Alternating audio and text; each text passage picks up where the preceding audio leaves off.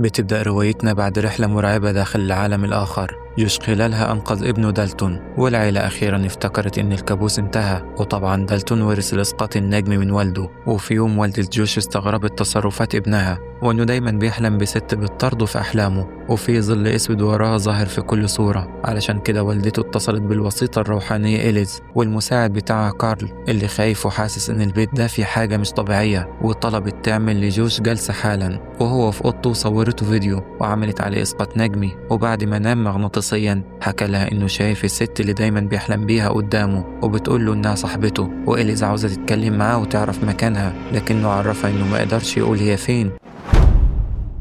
فعرفته إنها تتمشى في البيت، ولما تقرب من المكان الموجودة فيه يقول لها إن المكان ده سخن، ولو بعيدة عنه يعرفها إنه بارد. وفضلت ماشية في البيت لحد ما وصلت لدولاب الملابس، وجوش عرفها إن المكان سخن جدا، وده معناه إنها قربت منها. وجوش طلب منها تبعد عن المكان ده، لكنها ما سمعتش كلامه وحطت إيدها جوه الدولاب. وفجأة الست دي جرحت لها إيدها بضوافرها، وإليس جريت بسرعة وبعدت عنها. ووالدة جوش مصدومة من اللي حصل، وطلبت منها تخلص ابنها منها. والوسيطة عرفتها إن الحل الوحيد علشان نبعد الروح الشريرة إننا نمحي ذكريات الولد وما يعرفش يعمل إسقاط النجمي. وده طبعا الكلام اللي حكيته ريني مرات جوش للضابط بعد ما اتهموه إنه أنهى حياة إليز. وأكيد الضابط ما اقتنعش بكلامها، وسألها ليه رجعتوا تاني تستعينوا بإليز. عرفته إن ابنها دالتون دخل في غيبوبة ومحدش عارف إيه السبب، وعلشان كده جابوا الوسيطة الروحانية ونيمت جوش مغناطيسيا وعملت إسقاط نجمي علشان يلاقي ابنهم. الضابط سألها وهل الموضوع ده نجح؟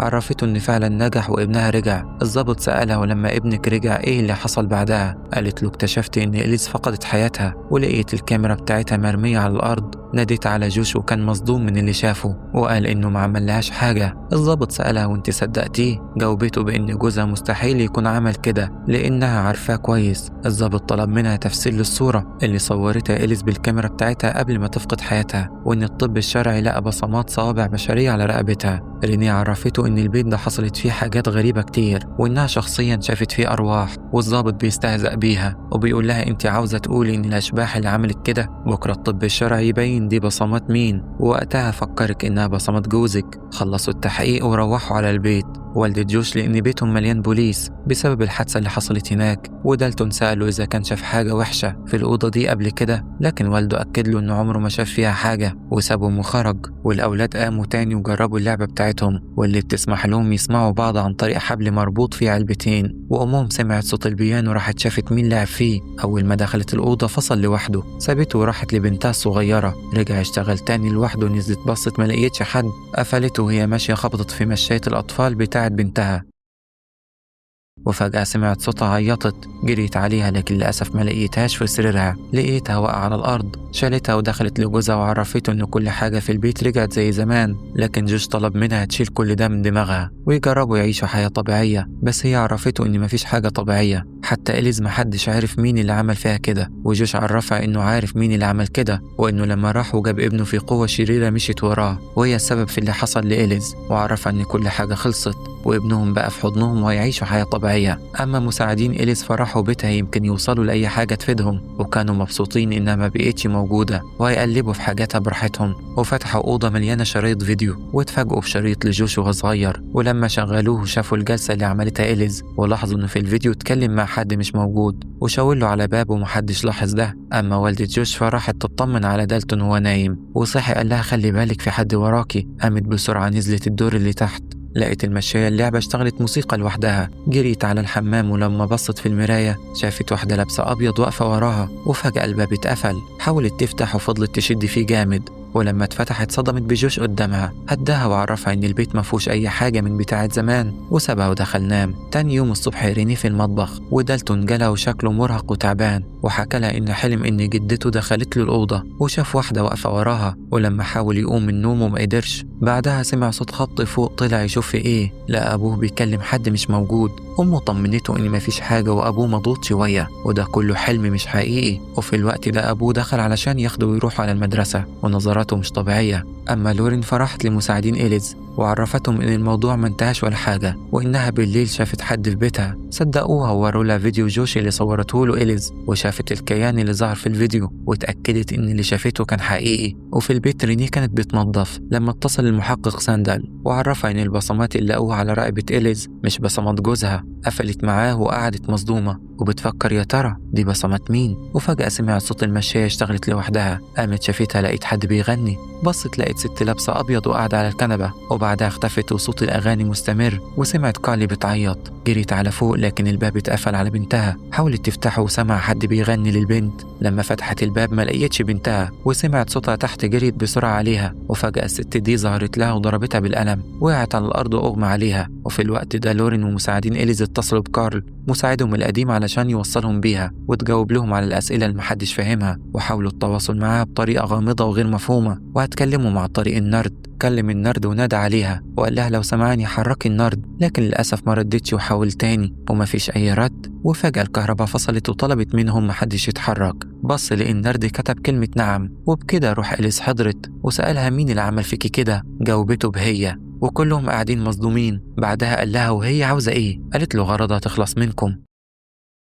سألها موجودة فين؟ عرفته إنها مستخبية في مكان وبدأت الشموع تتهز. وأخيرا قال لها قولي لنا نلاقي فين المكان ده. إليس حركت النرد على حروف كلمة سيدة الملائكة لكنهم ما فهموش معنى الكلمة. ولورين عرفتهم إن ده اسم المستشفى اللي كانت بتشتغل فيها زمان وإنها عارفة مكانها. وفي الوقت ده جوش روح البيت لقى ريني مغمى عليها، شالها وحطها على الكنبة. أما لورين فأخدتهم وراحوا على المستشفى اللي كانت مهجورة وما بقاش فيها حد غير الأشباح. ولعوا كشافاتهم ودخلوا زي ما إليس بعتتهم ومش عارفين هيدوروا على إيه. وفجأة سمعوا طفل بينادي ماما لكنها طلعت لعبة وكملوا طريقهم. كارل شاف شبح وعرفهم إن ده الطريق لأنه متواصل مع إليز لحد ما وصلتهم لأوضة فاضية. لورين عرفتهم إنها كانت غرفة العناية المركزة وافتكرت اللي حصل فيها لما كانت واخدة جوش معاها في اليوم ده. ودخلت شافت المريض وفجأة المريض ده هجم على ابنها وصرخ وأخدت جوش وخرجوا بسرعة. وبعد كام يوم لما ركبت أسانسير المستشفى لقيته ركب معاها ولما كلمته مردش عليها. نزلت زعقت في الممرضة لأن ازاي مريض زي باركر في العناية وسايبينه يتمشى كده المفروض يرتاح. الممرضة عرفتها إن حياته انتهت من يومين في مشهد صادم ونط من الشباك ومات.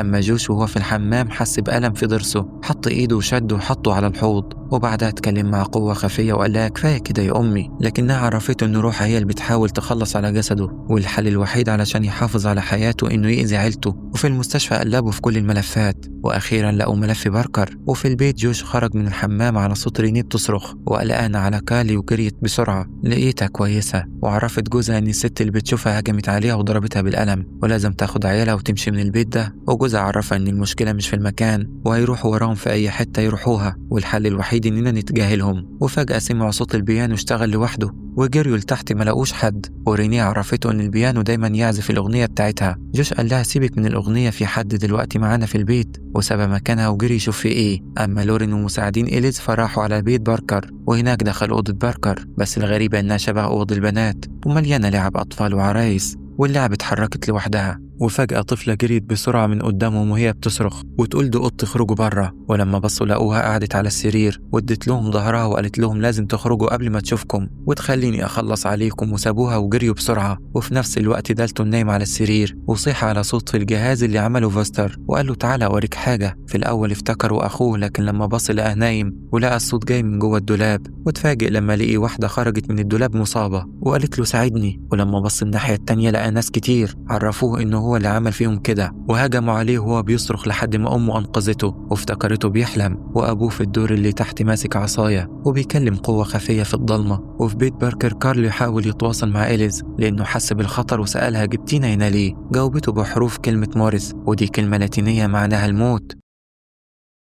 ولورين لما دخلت عليه وشافت الصورة اللي على الحيطة عرفته إن دي الست اللي شافتها في البيت. وفجأة النجفة وقعت وكانت هتيجي عليهم. كارل مسك النرد وسأله أنت إليز؟ جاوبته لأ والأبواب كلها اتقفلت عليهم. وسألها تاني أنت مين؟ النرد كتب والدة الموت وتقصد إنها أم باركر. ولما دوروا على مخرج لقوا مكتبة قديمة شدوها خرجت من وراها ريحة وحشة جدا. ولما دخلوا لقوها مقبرة أموات ومحدش منهم مستحمل الريحة. وفي صندوق جرايد قديمة ومن ضمن القضايا اللي فيه قضية العروس الأسود اللي حكايتها عروسة هربانة من الجاني للشرطة، وعرفتهم إن الجاني كان لابس فستان أبيض وعليه طرحة سودة، ودي تبقى الضحية رقم 15. كارل استحضر روح واحدة من الجثث اللي في المكان، وشاف إن العروسة اللي بتنهي أرواحهم هي باركر نفسه، ولكنه متنكر في الزي ده، وأول ضحاياه والدته لأنها أجبرته على الإجرام، وعلشان كده كان عاوز جوش علشان يدخل في جسمه ويستعيد طفولته الحزينة، وعلشان كده جريت على البيت وقابلت رينيه وعرفتها إن أولادها في خطر، والمشكلة مش في البيت، القصة كلها في جوش نفسه. رينيه عرفتها إنه تعبان ونايم في السرير، وفريق إليس جهزوا تسجيلات وحقنة مخدرة، وكارل هيروح يقابل جوش، وباقي الفريق هينتظروا في العربية مع التسجيلات. والمساعد خبط على الباب، وجوش لما فتح له عرفه على نفسه إنه مساعد إليز وعاوز يساعده علشان يخلص والدته من اللي بتشوفه. جوش وافق ودخله، بس باين عليه إنه متغير. ورينيه راحت مع لورين وطلبت منها تفهمها إيه اللي بيحصل، إن اللي في البيت ده مش ابنها، ودي قوة شريرة جواه ممكن تعمل فيها وفي عيالها أي حاجة وحشة، وعلشان كده كارل راح له وهيحقنه بالمخدر ويرجعه لطبيعته. وفي نفس الوقت كارل معاه ومستني اللحظة المناسبة علشان يحقنه بالمخدر، وقرب منه لكن جوش مسك إيده وسأله تشرب إيه، طلب منه كوباية مية وبيحضر له الحقنة المخدرة، لكن جوش فجأة سأله بتعمل إيه، وكان مخبي حاجة وراه. عرفه إنه بيلعب بالنرد وقال له قول لي أنت مخبي إيه. جوش استهزأ بيه وقال له اسأل النرد بتاعك وهو يقول لك. كارل طلع النرد وسأله باركر مخبي إيه ورا ظهره، وده صدم جوش اللي إنه عرفه، والنرد طلع حروف كلمة آلة حادة. وفجأة جوش هجم على كارل، والمساعدين بتوعه لما سمعوا كده جم بسرعة علشان ينقذوه، وفضلوا يضربوا في بعض وحاولوا يحنوه بالمخدر، لكن للأسف ما قدروش عليه وضربهم كلهم. وفجأة جوش قابل كارل في العالم الآخر، وعرفوا إنهم حابسينه هناك وإنه أنهى حياته، علشان كده جاله واللي عايش مع عيلته ده باركر بس في جسم جوش، وسمع إنهم هيقضوا على عيلته كلها ولازم يدوروا على إليس في العالم الآخر علشان تساعدهم. ومشوا وراحوا على بيت جوش، وفضل ينادي على مراته لكنها خافت منه وما ردتش،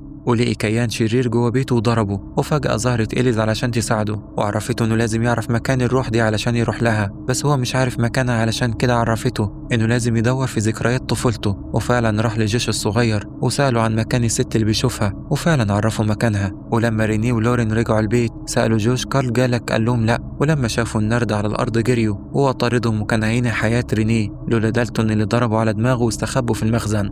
وجوش دخل بيت باركر مع إليز وكارل وشافوا ذكرياته ومعاملة والدته الوحشية ليه، وفي البيت جوش المزيف لسه بيطاردهم، ودالتون عمل إسقاط نجمي وراح لأبوه الحقيقي علشان ينقذه، وأبوه في بيت باركر وبيطارد الست علشان يخلص منها. وفي الوقت ده جوش المزيف كسر الباب ودخل لرينيه وابنها، وجوش الحقيقي بيحاول يخلص من أم باركر اللي كانت خلاص هتخلص عليه. وفي نفس الوقت جوش هينهي حياتهم، لكن لحسن الحظ إليز نزلت على دماغ أمه بالكرسي، وفجأة المزيف وقع على الأرض. وجوش في العالم التاني اتفاجئ بابنه جاي ينقذه، وإليز عرفته إنه لازم يرجع هو وابنه. وفعلا رجعوا للبيت وعرف مراته إنه جوش، وإنه هو اللي بيعزف لها على البيانو أغنيتهم علشان تعرف وتاخد بالها. وبعدها جه كارلو وعمل لهم جلسة مسح للذاكرة علشان ينسوا الموضوع ده ويبطلوا يعملوا إسقاط نجمي. أما بقى مساعدين إليس فراحوا يساعدوا ناس جديدة، وراحوا لأليسون علشان يعرفوا إيه اللي حصل لها بعد ما عملوا لها انعاش للقلب في المستشفى. ودخلت إليس تعمل معاها جلسة لكن محدش شايفها، وأول ما قربت من البنت شافت اللي خلاها ما تصدقش عينيها. وبكده وصلنا لنهاية روايتنا، فما تنساش تشترك وتفعل زر الجرس عشان يوصلك كل جديد.